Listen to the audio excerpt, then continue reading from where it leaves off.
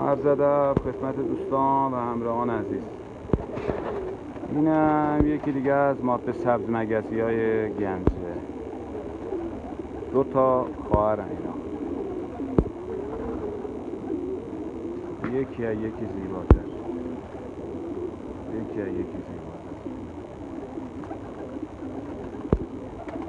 ببینیم برمیگرده.